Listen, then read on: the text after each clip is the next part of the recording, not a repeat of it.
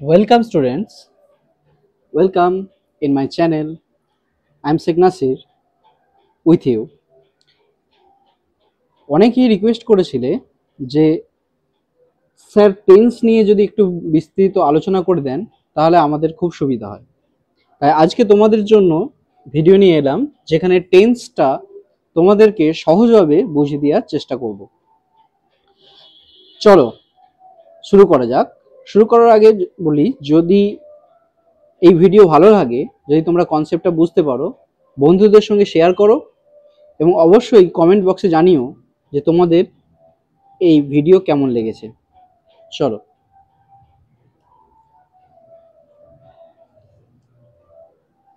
দেখো tense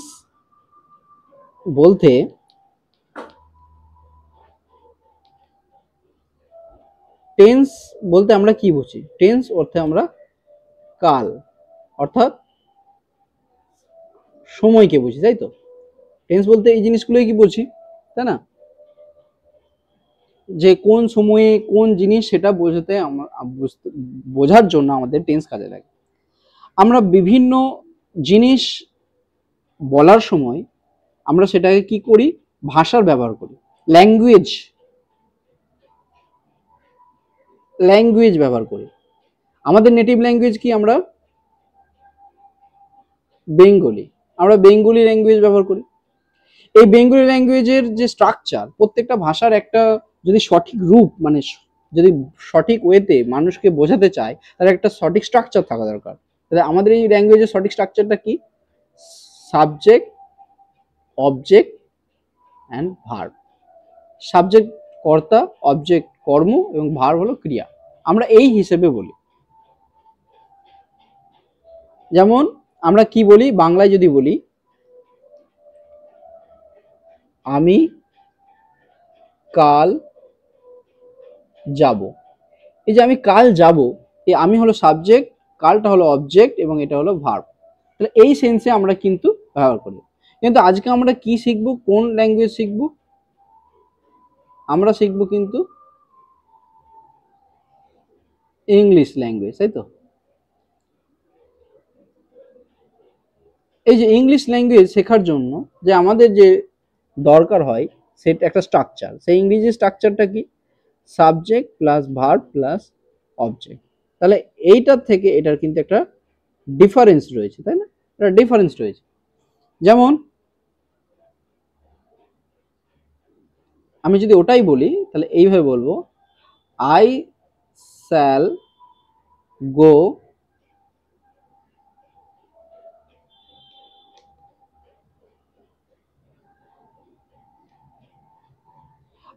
tomorrow. তাহলে এই যে প্রথমে আসছে সাবজেক্ট, তারপর আসছে ভার্ব, তারপর আসছে অবজেক্ট। তাহলে এই স্ট্রাকচারে একটা পরিবর্তন আছে। এটা তোমরা বুঝতে পেরেছো যে ইংলিশ ল্যাঙ্গুয়েজ এবং বেঙ্গলি ল্যাঙ্গুয়েজের যে স্ট্রাকচার একটা আলাদা আছে। কিন্তু এই যে এই স্ট্রাকচার ব্যবহার করলাম, এর একটা নির্দিষ্ট মানে আছে এবং এই যে স্ট্রাকচার বাংলা করেছি তার একটা নির্দিষ্ট সময় আছে। যে আমি কখন বলছি সেটা ডিপেন্ড করছে, তাই তো? তাহলে আমি একটা কথা বলতে পারি, সেটা বিভিন্ন সময়ের হতে পারে। চলো একটা লাইন অফ টাইম একটা টানা যায়। মনে করো আমি এখন এই সময়ে আছি, ঠিক আছে? এই সময়টাকে আমি বলছি প্রেজেন্ট, বর্তমানে সময় আছে। এই বর্তমানের কি হতে পারে? ফিউচার হতে পারে। আর এই বর্তমানের কি হতে আর কি থাকতে পারে? অতীত থাকতে, অর্থাৎ পাস্ট থাকতে। পাস্ট, প্রেজেন্ট এবং ফিউচার, এই তিনটে জিনিস থাকতে পারে, ঠিক আছে? তাহলে আমি একটা কোনো কথা বললাম, যেমন আমি বলছি আই অ্যাম স্পিকিং। তাহলে আমি বলছি আই এম স্পিকিং, আমি বলবো আই শ্যাল স্পিক, এবং আমি বলেছিলাম আই স্পোক। দেখো আমি যখন বাংলায় বলছি তোমরা সহজেই বুঝে যাচ্ছ, আমি বলছি, আমি বলবো, আমি বলেছিলাম, এই ছিলাম, ছি, এগুলো থেকে সহজেই তোমরা বুঝতে পারছো যে আমি কোন কথাটা কোন সময় বলছি। আমি যদি বলছি বলছিলাম, তখন তুমি বোঝাবে পাস্ট। আমি বলবো, তখন তুমি বোঝাবে ফিউচার। আমি বলছি, তারপরে তুমি বোঝাবে প্রেজেন্ট।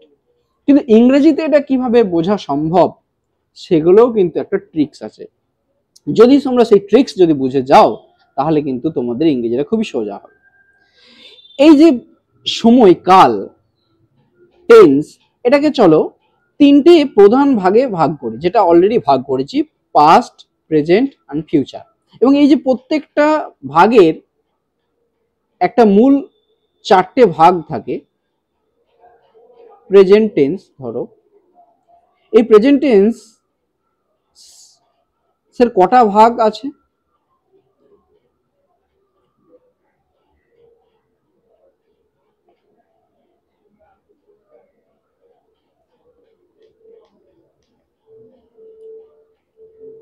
ইনডেফিনাইট, ইনডেফিনাইট টেন্স, আর কি থাকতে পারে?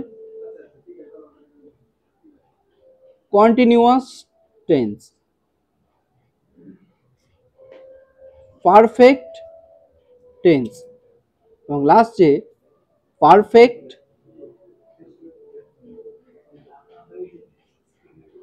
Continuous tense. তাহলে ইনডিফিনাইট, কন্টিনিউয়াস, পারফেক্ট এবং পারফেক্ট কন্টিনিউয়াস, এই যে চারটে ভাগ, এটা যেমন প্রেজেন্ট টেন্সেরও ভাগ, এটা যেমন পাস্ট টেন্সেরও ভাগ, এবং এটা ফিউচার টেন্সেরও ভাগ। তাহলে আমরা যদি প্রত্যেকটা একটা করে ভালোভাবে বুঝে যাই, তাহলে কিন্তু আমরা সহজেই বুঝতে পারবো। চলো প্রথমে তোমাদেরকে বোঝাই ইনডিফিনাইট টেন্স।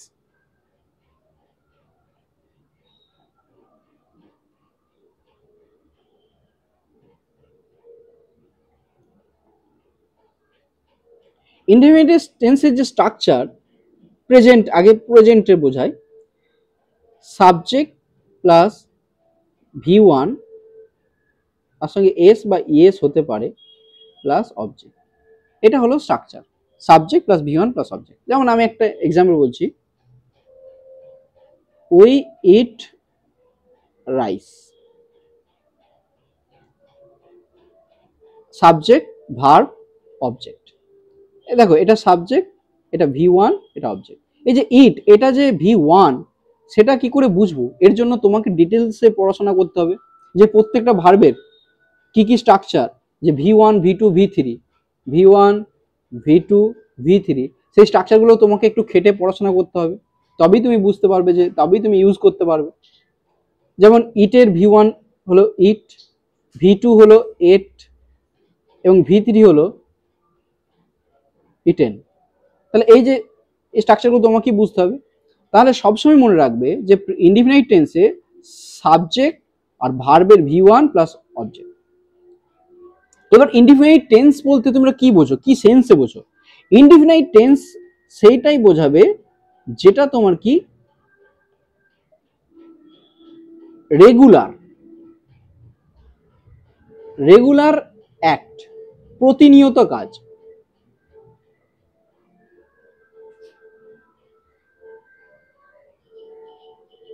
প্রতিনিয়ত কাজকে আমরা কি বলবো? Indefinite tense. যেমন আমি খাই, আমি যাই, আমি বসি, আমি খেলা দেখি,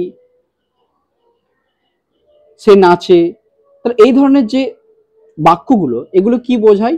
রেগুলার, প্রতিনিয়ত অ্যাক্টিভিটি। তাহলে আমরা যে সমস্ত কাজ প্রতিনিয়ত সেন্সে বোঝাতে চাইবো, সেই ক্ষেত্রে আমাকে কিন্তু ইনডিফিনাইট টেন্স ব্যবহার করতে হবে, অর্থাৎ এই স্ট্রাকচার ব্যবহার করতে হবে। তাহলে প্রথমে তুমি বাংলায় সেন্সটা তোমাকে আনতে হবে, যে আমি কি বলতে চাইছি। যদি আমি বলতে চাইছি যে সে স্কুলে নাচে, তাহলে সে স্কুলে নাচে, সে বিদ্যালয়ে নাচে। এই যে এই যে একটা সেন্টেন্স,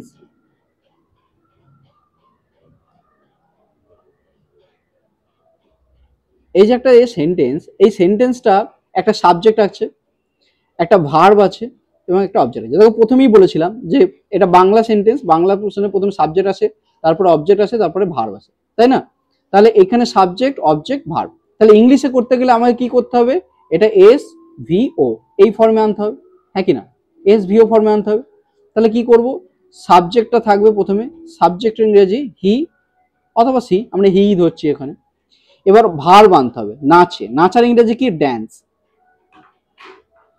কোথায় নাচে? স্কুলে নাচে, স্কুলের মধ্যে নাচে, ইন দি স্কুল। এই যে তোমাকে ইন, প্রিপজিশন, দা, আর্টিকেল এগুলো কিন্তু তোমাকে শিখতে হবে। তোমরা আর্টিকেল প্রিপজিশনের ক্লাসে তোমরা বুঝে নেবে। তাহলে হি ড্যান্স ইন দ্য স্কুল, তাহলে কি এটা ঠিক হয়ে গেল? হ্যাঁ স্যার ঠিক হয়ে গেল, কারণ আমার ড্যান্সের তো V1 dance, V2 danced, V3 dance, তাহলে ড্যান্সের V1 ঠিকই আছে।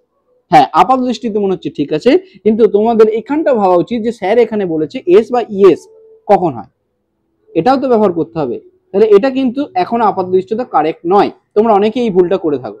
এবার কেন কারেক্ট নয় চলো পরের সেটাতে বুঝি।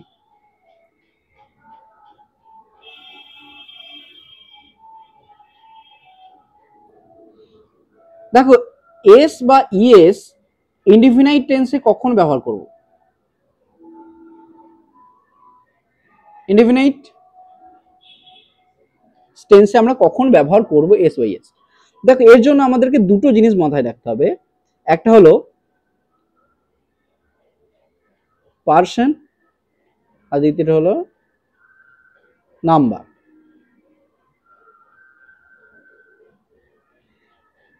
এই নাম্বারে দুটো ভাগ আছে। নাম্বারে কি হতে পারে? সিঙ্গুলার হতে পারে অথবা প্লুরাল হতে পারে। পার্সনে কি হতে পারে? ফার্স্ট পার্সন হতে পারে, সেকেন্ড পার্সন হতে পারে, থার্ড পার্সন হতে পারে, ঠিক আছে। আর এইদিকে সিঙ্গুলার বা প্লুরাল হতে পারে।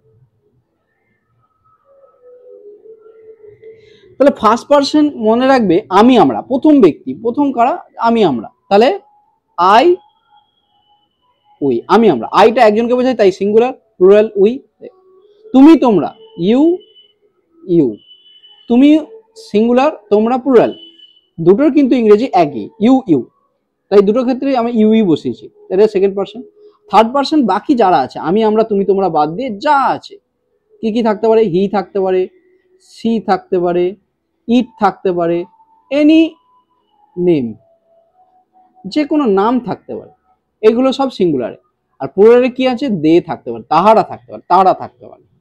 তাহলে এই যে পার্সন ভাগ করলাম এবং নাম্বার ভাগ করলাম সিঙ্গুলার প্লুরাল, এর মধ্যে যে এই থার্ড পার্সন সিঙ্গুলারটাকে আমাকে মাথায় রাখতে হবে। থার্ড পার্সন সিঙ্গুলারটাকে মাথায় রাখতে হবে কোন টেন্সের ক্ষেত্রে? এই ইনডিফিনাইট টেন্সের ক্ষেত্রে। প্রেজেন্ট ইনডিফিনাইট মাথায় রেখে দিই, প্রেজেন্ট ইনডিফিনাইট টেন্সের ক্ষেত্রে আমাকে এই জিনিসটা মাথায় রাখতে হবে। এই হি, সি, ইট, এনি সিঙ্গুলার নেম, এইগুলোর ক্ষেত্রে আমাকে কি করতে হবে? ভার্বের সাথে এস অথবা ইএস যুক্ত করতে হবে, ঠিক আছে। তাহলে যদি আগে সেন্টেন্সটা যায় হি ড্যান্স ইন দ্য স্কুল, এখানে সাবজেক্ট দেখো হি, এটা হিটা কোন মধ্যে পড়ে? হিটা দেখো এখানে থার্ড পার্সন সিঙ্গুলার মধ্যে পড়ে। তাহলে যদি থার্ড পার্সন সিঙ্গুলার হয় তাহলে ভার্বের সঙ্গে কি ছিল? ড্যান্সেস। এই জন্য এটা কারেক্ট হয়নি, তাই এটা এখন কারেক্ট।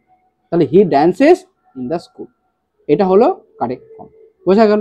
তাহলে আশা করি তোমরা এখানটা বুঝতে পারলে যে কেন কেন এস বা ইএস প্রেজেন্ট ইনডিফিনিট টেন্সে ব্যবহার করতে হয়। তাহলে আমি যদি তোমাদের কয়েকটা অ্যাক্টিভিটি দিই,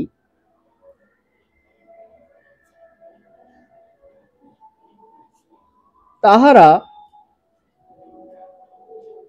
বই কেনে, তাহলে কি করতে হবে এই সেন্টেন্সটা? তাহারা ইংরেজি কি? দে। বই, বইয়ের ইংরেজি জানি বুক, তাই না? এই যে কেনা ইংরাজি, এই কেনার ইংরেজি বাই, এই বাই হলো V1, V2 হলো বট এবং V3ও হলো বট, দুটোই। তাহলে আমার লাগবে V1 কে, তাই না? বয়কে লাগবে। তাহলে দে বাই, বাইস কি করব? এস বা ইএস কি করব? করব না। কেন করব না? এই দেটা হলো থার্ড পার্সন, কিন্তু থার্ড পার্সন কিন্তু এটা কি? প্লুরাল। থার্ড পার্সন কিন্তু প্লুরাল, সেই জন্য এখানে কি হবে? দে বাই বুক, নট বাইস বুক। বোঝা গেছে? তাহলে এর কারেক্ট সেন্টেন্স কি হবে? দে বাই বুক। বোঝা গেল? তাহলে তোমাদেরকে একটা কাজ দিই, যেটা তোমরা করবে।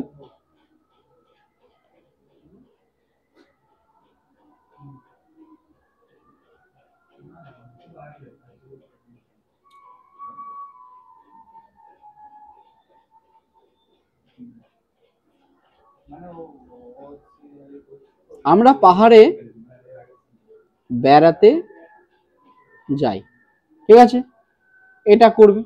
আরেকটা করবে,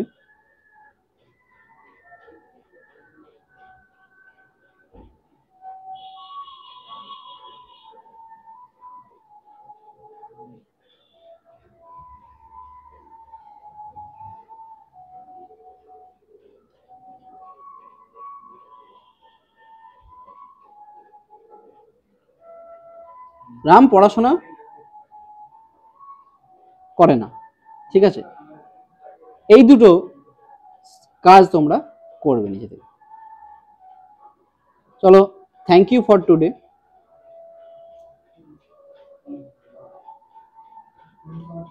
যদি ভালো লাগে তাহলে অবশ্যই চ্যানেলটা সাবস্ক্রাইব করবে। তাহলে যদি আরো এরকম যে বাকি কনসেপ্টগুলো যদি বুঝতে চাও তাহলে অবশ্যই কমেন্ট বক্সে জানাও, তাহলে তোমাদের জন্য ওই ভিডিওগুলো নিয়ে আসবো। বাই।